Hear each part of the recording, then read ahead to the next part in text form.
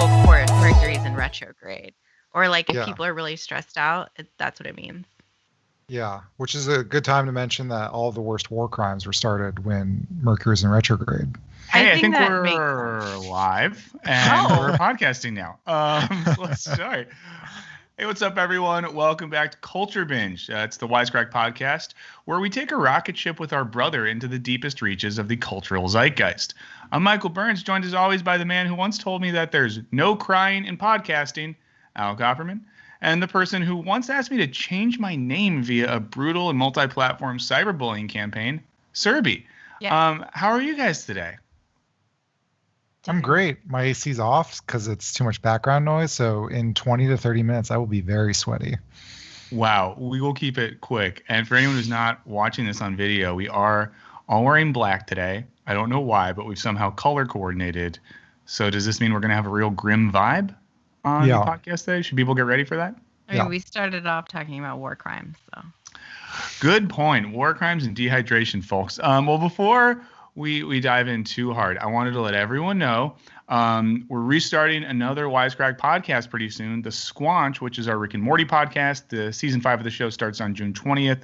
So we're going to start podcasting every Sunday night after the show is over. Those should come out on Mondays. And we have a preview episode for the new season coming up soon with me, Ryan Haley, and Tommy Cook. And we're also inviting a bunch of special guests on this season. So if you're a Rick and Morty person, or if you just need more podcasts in your life, look out for the Squanch, and you can go subscribe to that right now on any of the podcast platforms that you prefer. But now on to real business, slaps and chaps. And I will say, I saw on the Wisecrack Reddit that there was a question about what slaps and chaps meant. So let's just refresh everyone, because I realize it is like colloquial phrasing for us Americans in the colonies. Slaps. It's a word we use when we say something's good. Something slaps. Maybe it's a little like passe now, and that's not something said as much anymore, but we got to commit to it. It was cool young person word 2 years ago, which means it's not cool old person word now. Yeah, it's language now used by parents and cops, and podcast hosts. And chaps, if I'm not mistaken, just like something that chaps your ass. Yeah, right? Yeah. Great. No one wants their ass chapped. Cool. No one. Well, some people probably do, to be honest, because we don't shame desires on this podcast. If you like that, that's cool for you. We happen to use it in a way that signifies something we don't like, but that's just us. So let's get into slaps and chaps now that we know what they mean. Serby, slaps and chaps for you. So what slaps? I think I mentioned this last time too. I'm venturing out more because I'm fully vaccinated. I'm still nervous around other people.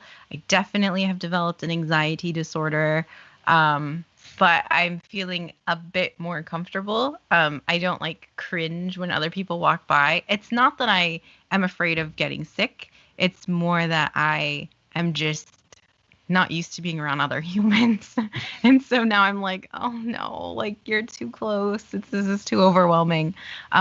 But I'm feeling hopeful, so I'm trying to push myself to continue going out. What chaps? I finished Ragnarok on Netflix, and it was really good. I'm sad that I'm all caught up with the seasons.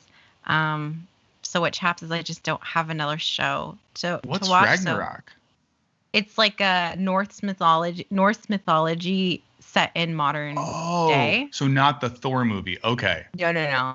Oh yeah, no. It's it's a Norwegian show, centers around like a group of I think like 18-year-olds. So if the gods were to exist today, how would things be? There are 2 seasons, I think like 10 episodes each. It's really good. It's fun to watch. I need other shows. So if anyone has a show recommendation, please let me know. Have you gotten into The Expanse yet? No, that's the one on Prime, right? Yeah. I watched the first couple seasons, but I'm on book 5. I don't know if that's my slap for today, but it's incredible. Okay, I'm gonna check that out. Thank you. Wow. What about you, Burns? You should cut ahead of me. I feel like you always go last. Whoa. Okay, I'll cut ahead. Slaps. Very exciting news. I'm gonna do TV for both, I think, to follow Serby's lead. So for slaps, I Think You Should Leave is coming back on July 6th. It's the Tim Robinson sketch comedy show on Netflix, the funniest show that's been produced on any streaming platform maybe ever. So that's coming back. That's going to be awesome to celebrate America's birthday. And if you haven't watched season 1 of I Think You Should Leave, start now so you can watch it 5 times before the new one comes out. Chaps have a little bit of an RIP. It was announced that one of my favorite TV shows that I've talked about on this podcast, I think before, High Maintenance, is coming to an end. If you've not watched High Maintenance, it's a weird, sweet, absurd, ethnographic comedy about New York City and the people who live there via a character called the guy who rides his bike around and sells weed. I'm very sad that that's ending. And if you've never watched that, go watch that. And the other thing that Chaps a little bit, I'm going to be bad and say too, at Chaps that like the taxi and rideshare industries are falling apart right now. And it especially sucks that it's like the fault of the rideshare companies that ruined everything. There was a good Gravel Institute video about that came out last week. But yeah, I mean, I'm not taking rideshares or anything right now, but it just makes me sad to hear people that are like friends that are trying to go to the airport to see their families and are freaking out because it's like $300 to get them there via an application on their phone. There is a new app if you're in New York City called, I think it's like Co-op Rideshare. If you Google those, you'll find it, but it's owned by the cab drivers. It's like their version of Uber. I've heard it's much cheaper. They don't price gouge to my knowledge. And, you know, they're not skimming off the top to give some executive tons of money. But yeah, that sucks. Yeah. How about you, Alec? What's slapping and chapping? This is not my slap. Sorry. So last week I went on a half-failed hiking adventure. Was supposed to be gone for 4 days. Was gone for 2. But anyway, on my way back, what slaps is I was on the subway and there was these 2 like 11, 12-year-olds. And they're just like, oh, are you guys hiking? And we're like, yeah. And I was obviously expecting them to throw something in my face and be like, fucking loser. But instead they asked if I had a TikTok, which I don't. And then he talked about like, oh man, all these cool people are on TikTok doing their hiking adventures. And I thought, I was so cool because a tween wanted to know if I was on TikTok, which I'm not. But also I do think I complain about social media constantly, but I think it's cool that kids are watching kind of like influencers doing their fancy hikes and they want to like go in nature as a result. Very cool. Chaps, the world is perfect, as you know. So yes, as we all know, everything is good, nothing is bad, we're all going to live forever. Well, great. Before we jump into topics, and we have a really good slate of topics. I mean, I say that every week, but this time I believe it. Just a reminder, if you like this podcast, subscribe to it. However you subscribe to podcast, use that method to subscribe to this one. Rate and review it. Give it a good rating, hopefully. And if you review it, do something fun. I don't know. The thing we always recommend is tell us who we would be in some set of categorizations. So if you want to tell us which characters would be on a TV show, like let's say it's Sex and the City, like who is everyone here? I think I know who everyone is. I know for sure that I think Alec would be Charlotte. I think, is that the Cynthia Nixon character? I don't know if I should be offended. Miranda. I'm gonna assume Miranda. Okay. I know Alex and Miranda. I know that for sure. I don't know anything else, but I know these are Miranda. But, you know, the rest we can fill it in. But do that. It means a lot to us. Subscribe, rate, review, make fan art, anything like that. We love it. But now let's get into it. And this is a topic I'm very excited to talk about because it involves 2 things. I guess not 2 things I love, but 2 things I think are really important to talk about: sports and mental health. So, Serby, tell us what's been going on this week with Naomi Osaka. Yeah, so recently the number 2 seeded tennis player Naomi Osaka was in the news for her decision to not engage in mandatory media obligations during the French Open. She released an Instagram statement and she wrote, "I've often felt that people have no regard for athletes' mental health, and this rings very true whenever I see a press conference or partake in one. We're often sat there and asked questions that we've been asked multiple times before, or asked questions that bring doubt into our minds, and I'm not going to subject myself to people that doubt me. I watched many clips of athletes breaking down after a loss in the press room, and I know you have as well. I believe that whole situation is kicking a person when they're down, and I don't understand the reason behind it. I hope the considerable amount that I get fined for this will go towards a mental health charity." There's a lot more in there, but that's the gist. So she gave advance notice that she wasn't going to speak at these press conferences. And after she missed the first one, she was issued a $15,000 fine and was threatened by the tournament organizers with not just with the French Open, but I believe with all of the 4 major tournaments. They threatened her with harsher sanctions such as suspension or disqualification. So in the day that followed, the media was discussing her decision not to speak at press conferences, and a lot of the conversation centered around mental health. Meanwhile, the French Open Twitter posted a photo of other tennis players talking at these press conferences with the accompanying text, "They understood the assignment." They later deleted the tweet.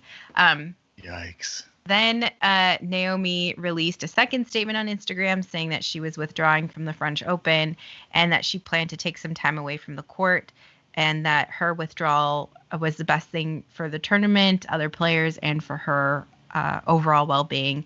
And she also shared that she has a history dealing with depression and social anxiety, and talking to the press has always been an anxiety-provoking and stress-inducing activity for her.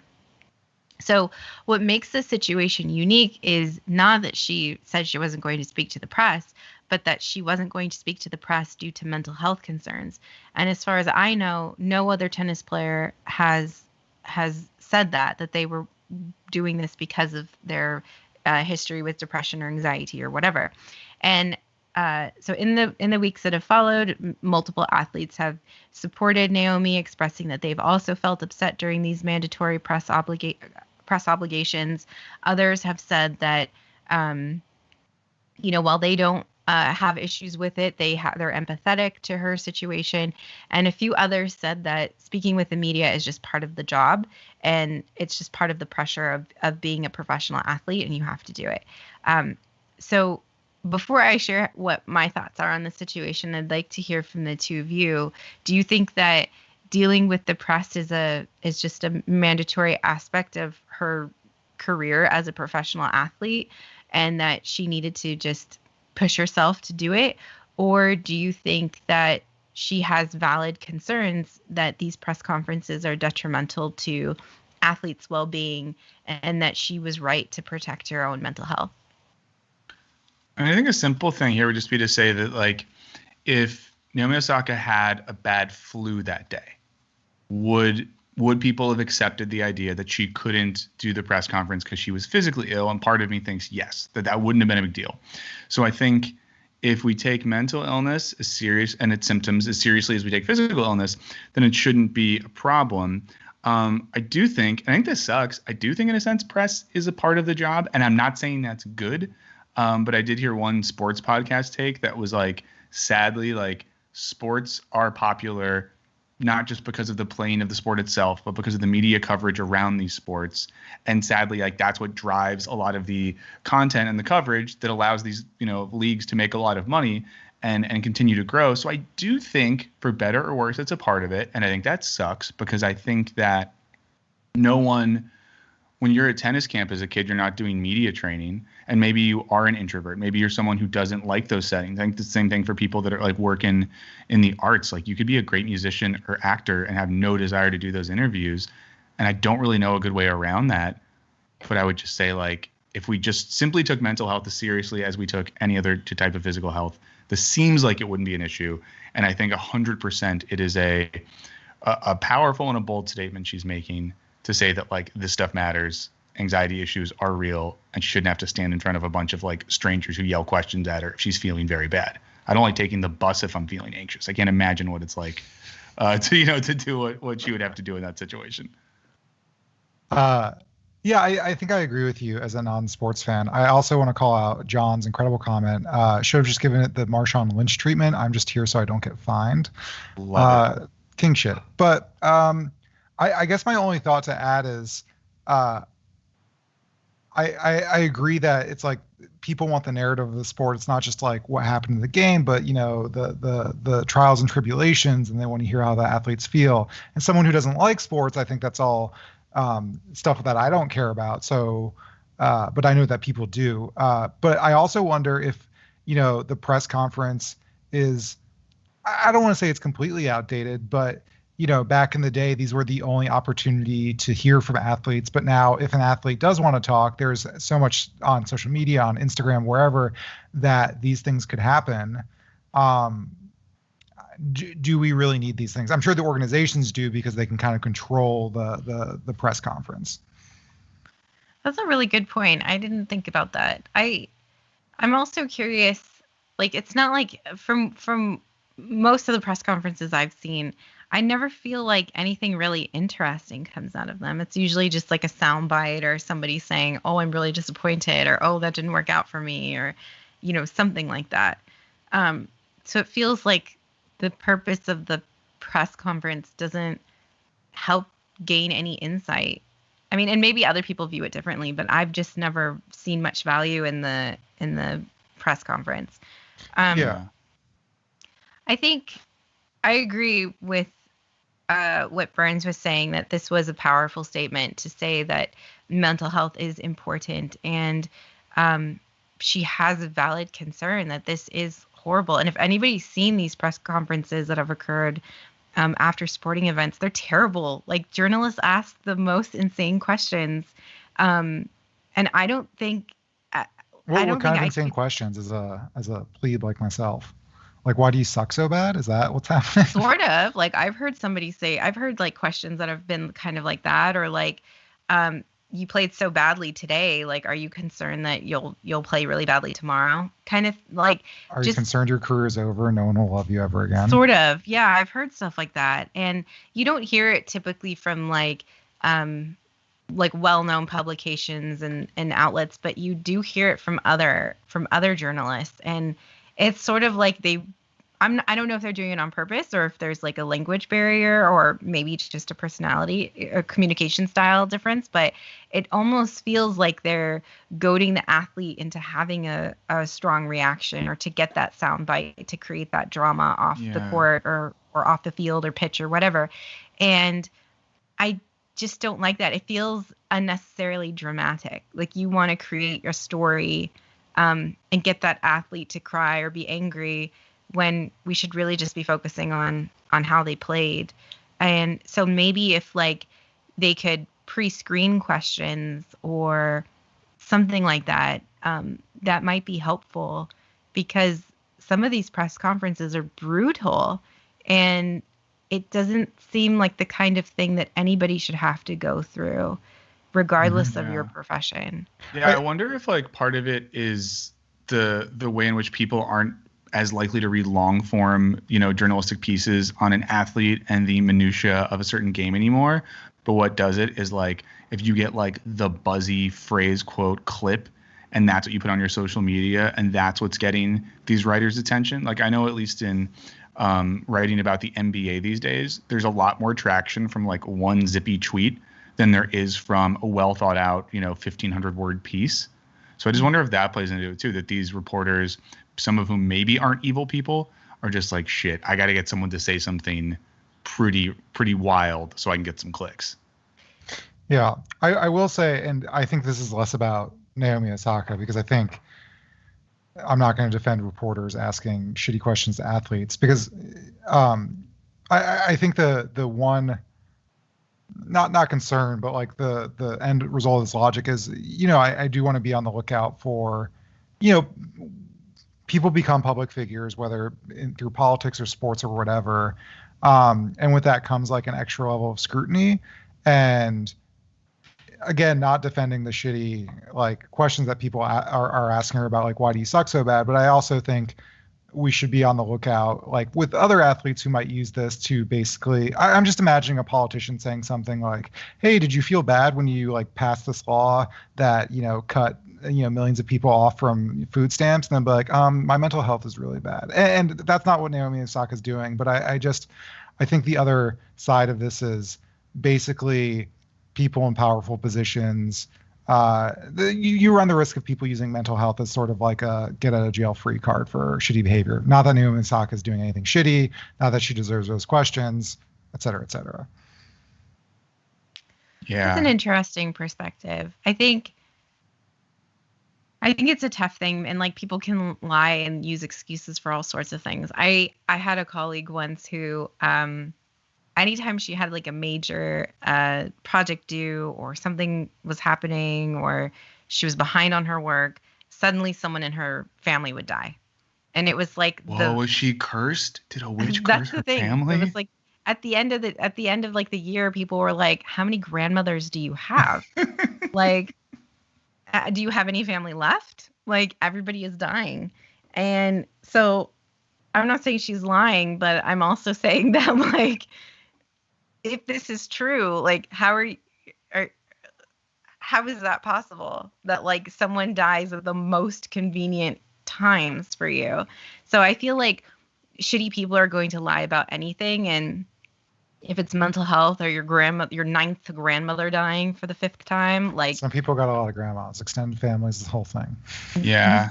And some people have grandmas that when they were children sipped water from a secret well in North Florida that they didn't know was the fountain of youth, but they only drank some of it, so they have the ability to come back multiple times. Yeah. Oh, where's the fountain located? I'm not at liberty to tell. We went on a field trip there in 7th grade. That in Universal Studios that Burns was thrown out of. Yes. The fountain that I danced in that got me kicked out of Universal Studios for life was in fact the Fountain of Youth. Is this real? You got kicked out of Universal Studios for life? Wow. Yeah, that's Wisecrack canon. No way. I thought it was a joke. I've heard you say it before on the podcast. I just assumed you were joking. No, most of the weirdest stuff I say is not in jest. It's just real, but it sounds like jokes, so I can get away with talking about it. Yeah, but I get what y'all are saying. I just think with all that, it's like people are always going to lie about shit. So then that's the only thing where like, and I don't think either of y'all are doing this, but I think sometimes there can be this tendency that's like, well, anyone could just lie about mental health. If someone has the flu, I can tell because they're puking or whatever it might be. Then it's like, okay, so we're going to punish like the 95 people who really have an anxiety disorder because of the 5 assholes who were like, I'm like anxious and I can't do that surgery today. So tell Mr. Williams he'll get it done another liver another day. Because surgeons always do that. Yeah, but I think we're all firmly team Naomi Osaka here. And I'm just, I'll be curious to see if there are changes made, at least in tennis, to how they do this sort of thing. If there's a universe where like they even could do like, I don't know, this is stupid, but if they get like a certain number of passes or like you only have to do so many media obligations or, you know, maybe even if it's like if you lose a big match, you can just go home. Or like maybe change the format. Like maybe a large press conference doesn't work for everyone. So maybe have like different like options for people, like a one-on-one setting or something like a smaller format. I think that could be good. Or maybe just get rid of mandatory media obligations. I think that's a great idea too. Maybe incentivize them instead. If you do a media obligation, you get an extra $5,000, something like that. Well, I want to do media obligation. That sounds like a fun deal.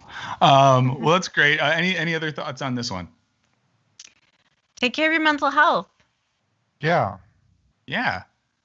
And know that it's okay and it's good if your mental health is bad. I just always think this. If you would feel comfortable saying, I can't do X activity because I'm fevering or I'm puking or whatever, then you can do that if you're having genuine mental health stuff. But just don't lie because it makes it bad for everyone. And if you have 10 grandmas, don't feel bad about telling people you have to go to a funeral 10 times. Just have the paperwork to back that up is all I would say. Have 10 birth certificates for 10 grandmas. Okay, so I'm in a weird place, everyone. So I want to talk about this article. But since I initially decided to talk about this, and now the paper of record, the New York Times, has retracted the part of the article that really inspired me to talk about it. That's the story. Let's talk. What's the story? What's the retraction? I need to know everything. Well, let's hear. We'll start in general. We'll start nice and good, and we'll get into the meaty stuff. So there's an article that came out at the end of last week. It's titled "How to Arrange Your Post-Pandemic Friendscape" by an author named Kate Murphy. I see a good Irish name. I think surely this is going to be a great article. And the genuine gist of the article is thinking through, and I've thought about this, like for many of us over the past year, we haven't seen a lot of our good friends. A lot of friendships I know in my life have fallen by the wayside because there's people that I knew via various social settings. Like I wasn't going to just like, hey, let's FaceTime and talk. And in my mind was just like, when things are better, we'll be friends again. But a lot of us are going through this now. Like, who do we reach back out to? I know I've talked to some friends who are like, ooh, I haven't hung out with Kyle in a year, and I've realized I don't think I like Kyle. And it's like, maybe don't call Kyle again. To be clear, I don't know anyone named Kyle. This is not about you, I promise. So this article is kind of talking through some of this stuff. I'll read a couple parts from it that I think were relatively non-problematic. So early in the article, Murphy says, as pandemic restrictions ease in the United States and we may once again belly up to an all-you-can-eat buffet of social activity, the question is, will we pile our plates and gorge or be more selective and stick to what nourishes and sustains us? Psychologists, sociologists, and evolutionary anthropologists say it behooves us to take a more curatorial approach when it comes to our friends, because who you hang out with determines who you are. So out of curiosity, how does that strike you all? Anything problematic there? Or do we agree that, it's worth being curatorial about our friendships and who we hang out with? I think I'm in buffet mode. I don't know. Well, not quite yet. Really, I've only hung out with like 2 or 3 vaccinated friends. But it's time. I'm going to go get coffees with people, meet people for drinks. I used to maybe do that once a week. I'm doing every single night. Oh my God. I mean, aspirationally, I'm not actually doing that. I probably don't have the mental energy to do that. No, but man. yeah, I don't know. I'm not curatorial curatorial is what I'm saying. Yeah. Serby, are you thinking about this at all as you reapproach the world? Are you thinking of like your social connections and friendships in curation mode? Or is it just like a give me all of the social activity, please, Lord? So I don't have very many friends. So I already curate, I guess, just because I don't like a lot of people. So I mean, it's not like I have like fringe friends that I wouldn't hang out with. I just don't hang out. I literally only have like 5 friends, not even. Yeah, so and to be clear for our listeners, this is not Serby saying that she's sad she only has 5 friends. It's her saying she doesn't like a lot of people. Everyone wants to be friends with her. She has chosen these 5. Is that fair? Yeah, that's cool. True. I'm just helping you so you don't get attacked on Twitter with all these simps that are like, Serby, I'll be your friend. Yeah, I just don't. It's hard for me to open up to people. I'm like very private. Who wants to open up to people? It sucks. So that's one part of the article. Now, another aspect of it says this. She says, having friends who, and this is talking about like who we should pick as our friends in our inner friend circle. The rich ones, Yeah, the rich. Yeah, find their bank accounts. She says, having friends who encourage, stimulate, and support you is associated with improved immunity, good, lower blood pressure, and higher cognitive function. Having no friends, toxic friends, or superficial friends not only can make you feel insecure, lonely, or depressed, but can also accelerate cellular aging and increase your risk of premature death. Helps me understand the movie, what was it called? Benjamin Button? I guess he had bad friends. No, he had good friends, and that's why he aged backwards. Oh, okay. I've never seen that movie. I was just guessing. So he ages backwards. That's good to know. Okay, it's like the movie Jack, where Robin Williams gets really old, so his friends were shit. From toxic friends, yeah. From toxic friends. That movie's so sad. And then final thing that I found kind of interesting, it says that research shows that only half our friendships are mutual. That is, only half of those who we think are our friends feel the same way about us, which I found horrifying, because as someone who's insecure about friendships, sometimes I do think that, like, do I think someone's my friend and they're just like Michael who? But here's the real kicker. When this article first came out, there was a chunk in the section about who we should be friends with that said we should avoid being friends with people who suffer from obesity, depression, who use tobacco or alcohol, who are unhealthy, and was basically like, since we're affected by the friends that we have, only have friends that are totally good, because if you have a depressed friend, you'll be depressed. If you have an overweight friend, you'll get overweight. If your friends drink or smoke, it's going to be bad for you. And I'm just going to read you a couple comments on the New York Times website. Can I just, I mean, okay, so obesity, drinking, smoking, depression, that's like 100% of Americans are one of those. You'll have no friends. I don't know. When it was going through the list, I was like, I do not have a friend. I don't have any friend that's like super jacked physically, no mental health issues, doesn't use any substances of any sort, just drinks kale smoothies. Like, I don't know this person. Do you think the straight edge kids in high school, I know we kind of made fun of them because they were straight edge, but they're the ones we need to be friends with. They're probably killing it. They're probably not depressed. They probably have like 8 kids by now. Yeah. Straight edge kids are cool. How did this get published? Like, does this not go through like any sort of like fact checking, or did the copy editor not look at this and be like, yikes? Yeah. Like, Yeah. Well, Play it on, Burns. I'm going to look at a couple comments and then I'll read you the retraction. Okay. I just like these. So if you look, there are a lot of comments on this article. Here's one from BK Billy from Brooklyn, New York. They said, I don't know who this person is. Why stop here? I'm pretty sure I've read literature somewhere that says people who have friends with cancer are more likely to wind up with cancer. Same with AIDS. Those people are surely holding you back too, Miss Murphy. Curate them. And it says, New York Times, what exactly were you thinking printing an article that calls depression, obesity, smoking, and drinking the opposite of kind, studious, and enterprising? Oh, yeah, because it did say that. Do you still have editors? Then Liz down in Austin, Texas says, what a tone-deaf, elitist take on the human condition. I can't imagine the level of privilege and lack of insight that would lead someone to suggest cutting out fat and disabled people, as well as those suffering from mental illness. God forbid this author had to deal with all three. What a bummer for them. So that's Liz and BK Billy. Kim from Austin. Close enough. Liz, 3-letter name. Liz. You got it. But so then the New York Times retracted that section and added this.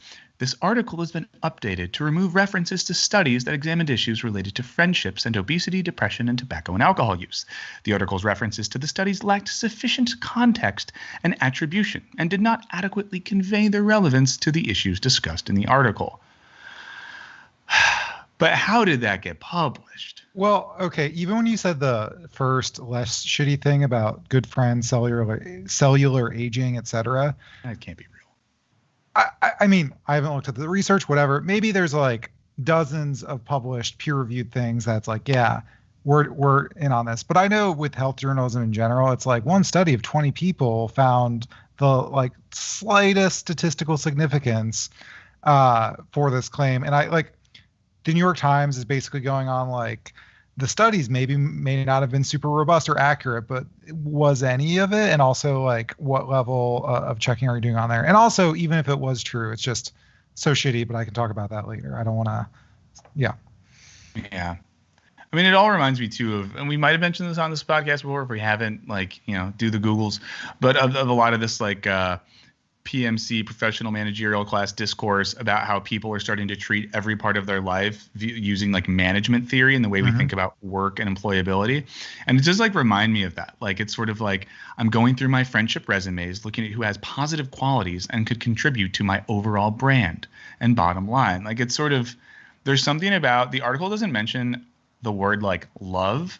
And I think friendship has a lot to do with love and emotional bonds and building others up. And there's even, there's stuff in Plato and Aristotle about the importance of friendship, and friendship being this process by which people relate to each other for positive benefit and good.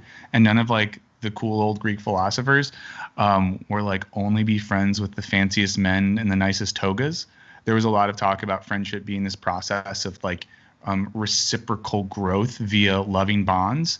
And, the reduction of things to like scientific terms and I think those studies, I think provides like a faux objectivity where someone could say like, well, if it helps your cellular aging, then you're allowed to like abandon a friend who's going through some really serious stuff and not be there for them right now. And of course, this kind of ties into like our last topic. Like, would you, if you're friends with Naomi Osaka, are you just like, sorry, can't be friends with you anymore? You're one of the most talented athletes in the entire world, but you're anxious and that doesn't work for me right now. I'm very curious about this writer's life. Like, does she not drink, or has she not been depressed? I can't imagine. And if Kate Murphy's a real Irish American, she is depressed. She is drinking. She is using one to cope for the other. Yeah. I'm sorry if Kate Murphy's. Actually, I'm not sorry, Kate Murphy. You wrote a thing that was kind of reckless. If you want to come on the podcast, feel free. Yeah. The studies being bullshit is one thing, but I think I think in its most severe form, I think maybe it gets at the problems with like, I don't want to say all curatorial friendships, but like that ethos is kind of what you were saying, Burns, with the PMC culture. It's kind of celebrating, endorsing, promoting kind of the like commodification or neoliberalization of like friendship, right? There's a lot to say about friendship and community. And, sometimes your friends are dragging you down, but like, there's ethics of care rather than like ethics of, like gain, right? Like your friend is not always going to be helping you out, etc. It could be about mutual growth, but like sometimes your friends is in a shitty place and they need that.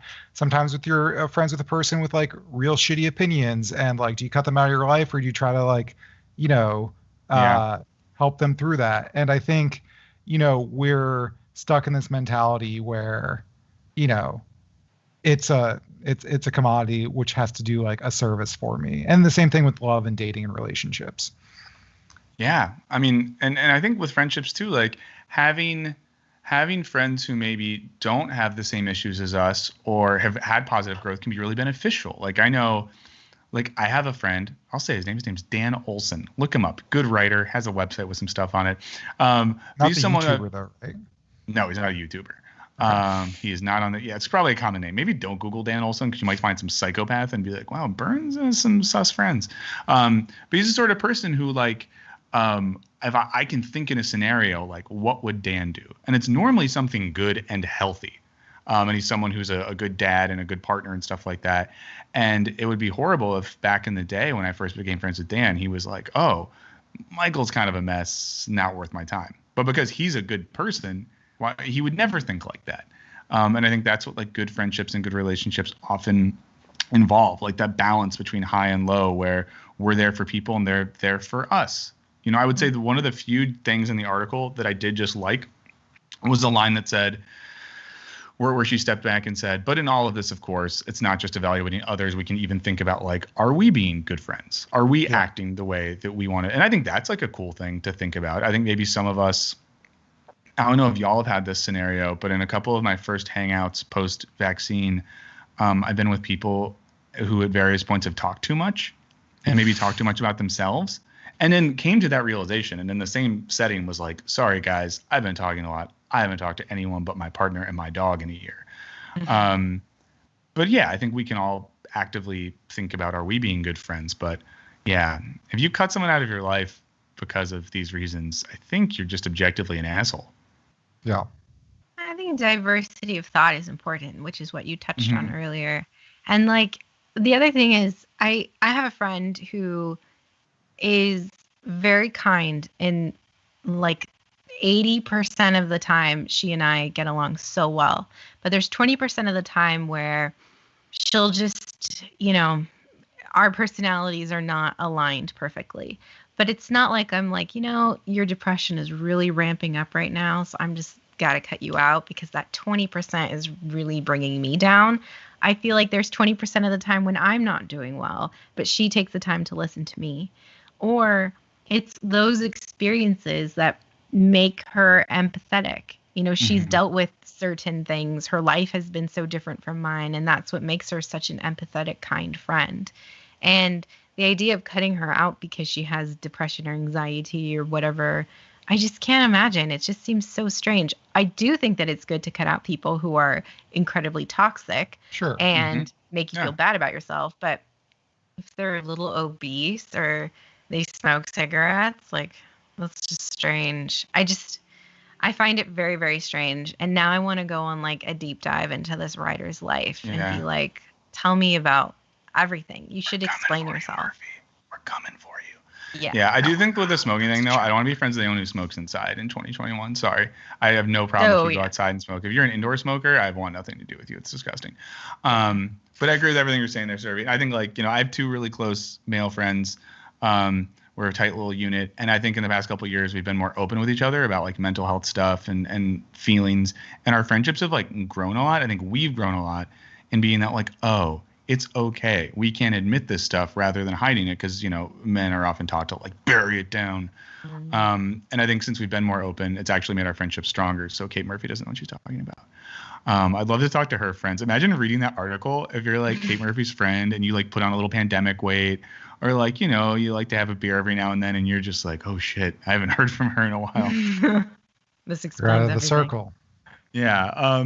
So speaking of online outrage and people changing things, like the New York Times changed this article, Alec, I guess there's some news or something going on where people and authors are changing their actual books because people on social media are mad about it?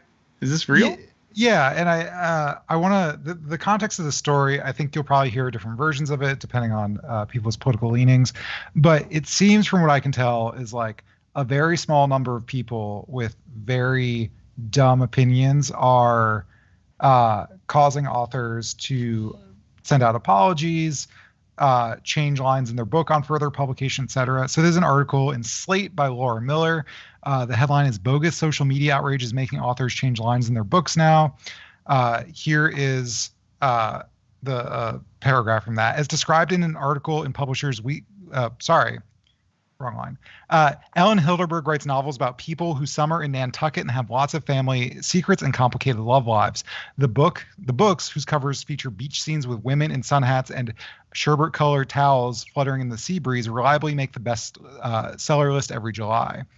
As described in an article in Publishers Weekly, readers on Instagram criticized Hildebrandt's summer 2021 book, The Golden Girl, for a passage in which two teens, Vivi and Savannah, discuss plans for Vivi to hide out in the attic of Savannah's house without Savannah's parents' knowledge. Quote, "You're suggesting I hide here all summer?" Vivi asked, like Anne Frank. The two friends laugh at this, but Vivi thinks to herself, is it really funny? And is Vivi so far off base? So, I don't know. Do I think that's a funny joke? Not necessarily. Whatever, don't care. On an Instagram post in Hildebrandt's publisher's feed, a user posted a comment denouncing this joke as horrifically anti-Semitic and demanding an apology. Others described themselves as disgusted and gobsmacked in every way with the insensitivity and accused Hildebrandt of thinking anti-Semitism is funny. After trying to put out these fires via DMs, Hildebrandt issued a formal apology and said that the line would be removed from the book. And this isn't the only time this month an author came under fire for something one of their fictional characters said. A few days later, a Twitter user posted a passage from Casey McQuiston's Red, White, and Royal Blue, a popular gay romance novel in which a supporting character who's the president of the United States complains, quote, "Well, my UN ambassador fucked up his one job and said something idiotic about Israel. Now I have to call Netanyahu and personally apologize." This one user insists this, quote, "normalizes the genocide and war crimes done by Israel that will always be backed up and unashamedly supported by America." Of course, in that case, it does not seem like that's a tacit endorsement of Israel. If anything, it might be a parody of presidents kowtowing to the wishes of the Israeli prime minister. I don't know, but I think there is this sort of idea among a very small group of people that characters in literature need to be not the author has to have the right ideas, but characters need to be unproblematic, need to have the right idea to say the wrong things, and there's not room for bad characters, parodies of characters. I mean, we get this is basically when people complain about the movie American Psycho, how could you worship Patrick Bateman? It's no, this is a parody. Just because you make a character doesn't mean you're supporting them. I don't know. What do you all think? Not everyone has to be good. We're at this cultural moment where everyone has to be good. Our celebrities all have to be good, and they have to have really good political opinions, and they can't be wrong. They can't just be actors or musicians. They have to be good. Every athlete has to be good. And now we're at this point where fictional characters have to be good. And we just want books and movies where a bunch of good people are good to each other. Basically, we want books written by New York Times author Kate Murphy, where she outlines friends who are just good friends that have no problems and never say anything wrong. And with those two examples, and this is knowing nothing of the context of the books, two teen or adolescent children probably read The Diary of Anne Frank in school and might say a comment like that and might not understand why that could be insensitive, but it's completely, I can imagine that happening. And the other example you give, that is something a president would say, and that could be said in parody, kind of criticizing the geopolitical situation of the country. I think it's silly, but the worst part about this is I hate that they're changing I just hate that they're apologizing. You just give these people power when you do that. I don't know. There was some talk on Twitter where, Taylor Renz was tweeting about it and basically asking the question, is it only these are female authors sort of bending to pressure, are sort of men immune from the same pressure or not subjected to the same way, which I think is also an interesting question. Sorry, Serby. I think that this cleanse that we're doing is so strange because one of the great things about literature is that it forces you to examine yourself and to examine what you think is right and wrong. And maybe making that Anne Frank joke or that Anne Frank comment, that's a part of that character's development, and it's a part of that who that character is. It gives insight into that character. So why would we want to read stories with characters who are all the same, who don't drink, who are not obese, who don't like smoke like friggin' Murphy wants us to? It seems so strange that like, what's the point of entertainment and if everything's going to be the same?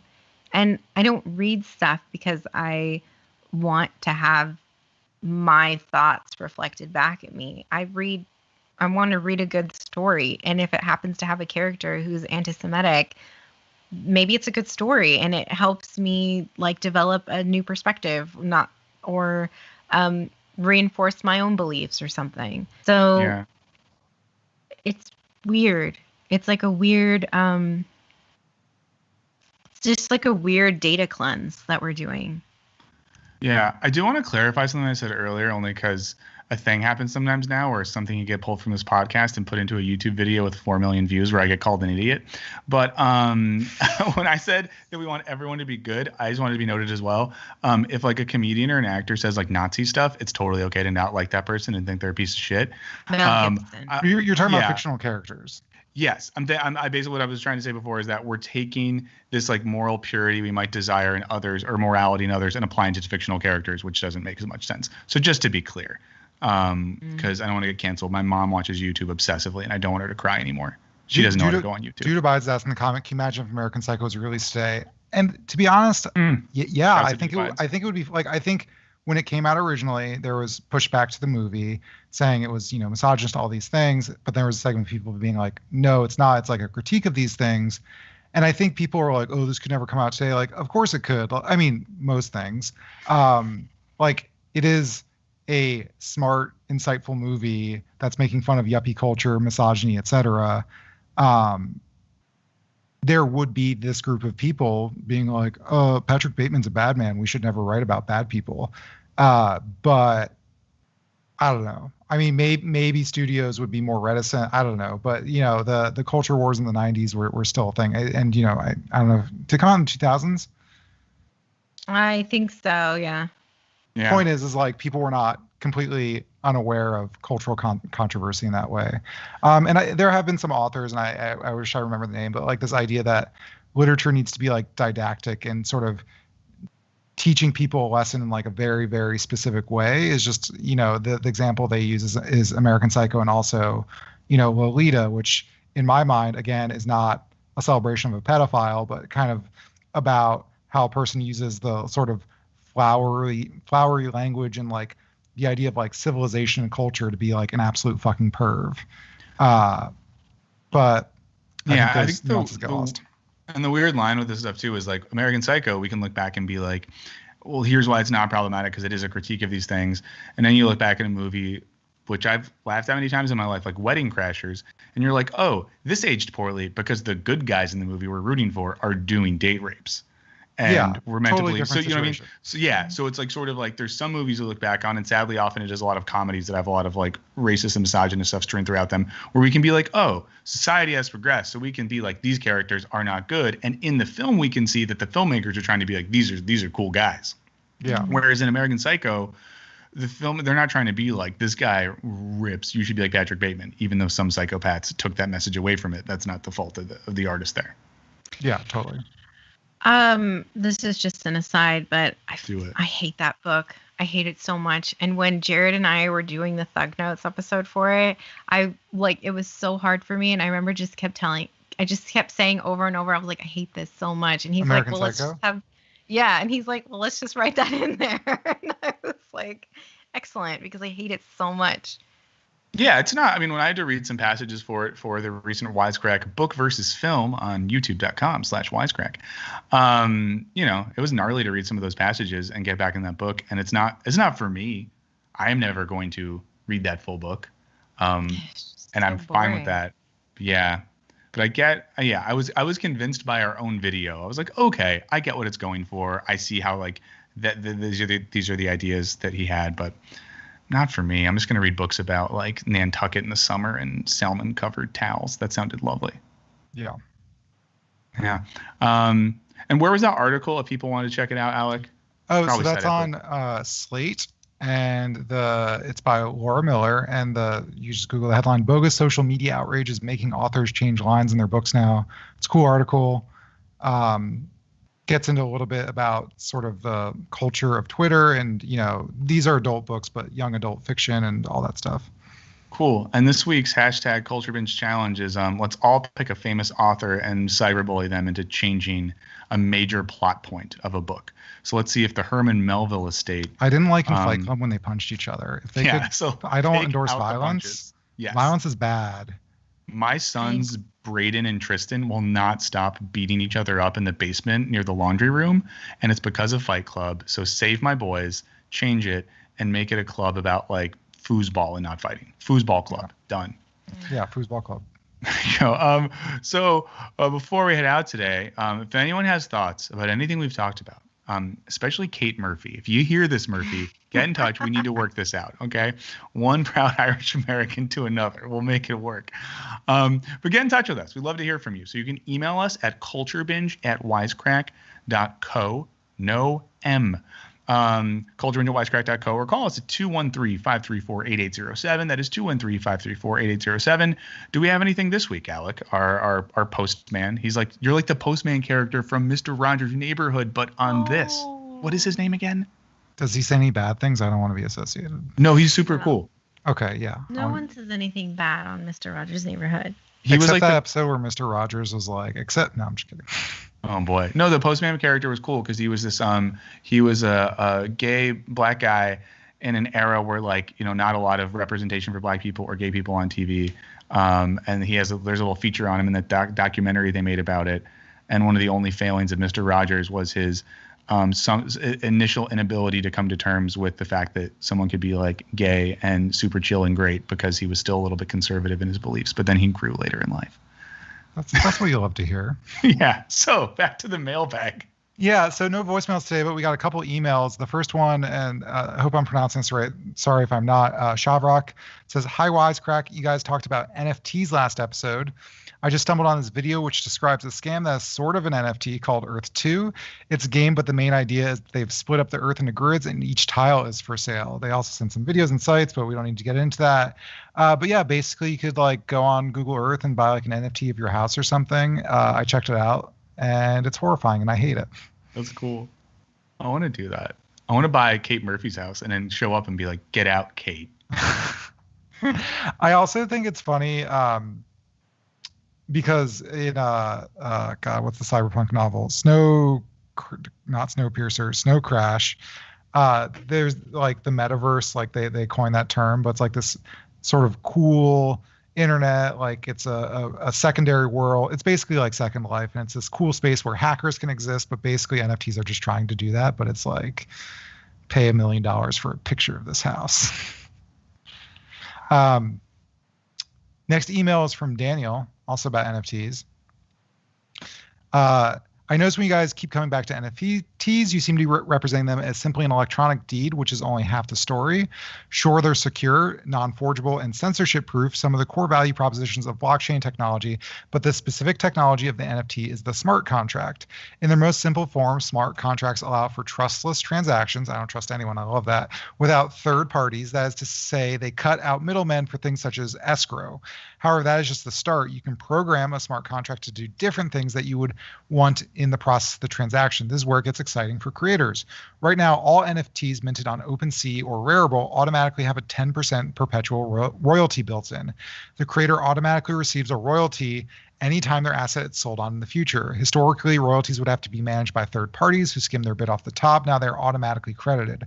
If you sell your 3D hologram of Pepe the Frog flipping a burger for $15,000 and then the next guy sells it for $60,000, you get a nice little kickback of $6,000 of that transaction. Although much of the NFT boom in the art world is dumb as fuck, I totally agree there. It's simply a new technology exploring a simple use case with broad appeal. Apply this idea of smart contracts to houses, which have so many third-party related fees attached, and you suddenly make meaningful improvements. Or what if you build a house and eventually sell it? Why should royalties be the exclusive territory of people who sell songs to movie soundtracks? Which, I don't know, do house builders need royalties? So thank you for the email. I think it's a cool idea, especially in art, but I don't think a house builder, I don't think they need royalties. Or something. Well, I just want to thank Daniel for the email because I like that he's being gracious with us. And I think he understands that none of us are programmers. And I think our collective knowledge of certain tech platforms is very limited. So thank you for, cluing us into some of the stuff that we have missed in our not service level, but like shallow level discussions of NFT technology. That email just blew my mind. Thank you so much for sending that in. I didn't think about applying it to other use cases. Yeah, the more I learn about this blockchain stuff, there might be something there, guys. There might be something there. You heard it here first. Well, with blockchain, I think there's always cool stuff, but 99% of it is bullshit. And I think there needs to be. I'm not saying it'll never amount to anything, but I think, with the development of anything, even like the internet, you kind of have to let the bubble burst, and then the things that are actually worthwhile might stick around. Like Bitcoin as a currency is basically worthless. Like no one's going to use regularly a thing that's going to be worth half as much like one day to the next. But smart contracts, Daniel also mentioned in the email that like Ethereum is going to proof of stake, which is not as energy intensive. I think that's all cool. I'm not permanently writing off, but currently most NFTs and crypto is dumb as fuck. I'm not saying you shouldn't invest in it. Wow. I'm just saying it's dumb as fuck. Wow. Well, you heard it there too, folks. Any other emails today? That's it. That's all we got. Awesome. Well, give us some more. Get in touch with us. Once again, it's culturebinge@wisecrack.co, 213-534-8807. Love to hear from you. And as always, thanks for the emails and voicemails that we don't read and play. We still like them. We listen to them, read them. We love them, except for when they're mean, but they're never mean, so it's fine. Now, if you don't want to email or call and you just want to hit us up on social media, Serby, where can people find you on the totally safe and not weird and creepy internet? You can tweet me, SurryPatel22. Fantastic. Do it and be nice. Alec, where can someone retweet some of your great takes? I feel like you've been on a good tear recently, so how can they encourage this tear you're on? I'm at Wisecrack Alec, but don't friend me if you're depressed or drink. So I'm trying to curate. I'm going to go unfollow Alec. And if you want to hit me up, it's at Michael O. Burns. Straightforward on Twitter. On Instagram, there's little underscores separating the middle initial from the rest of the name. That was way too complicated, but I said it. So we will be back, barring global catastrophe, in a couple weeks. So we will see you all then. Can't wait for it. Make sure to subscribe to The Squanch if you're a Rick and Morty person and want to see what we have going on there. And in the meantime, we hope that your next 2 weeks are all slaps, no chaps.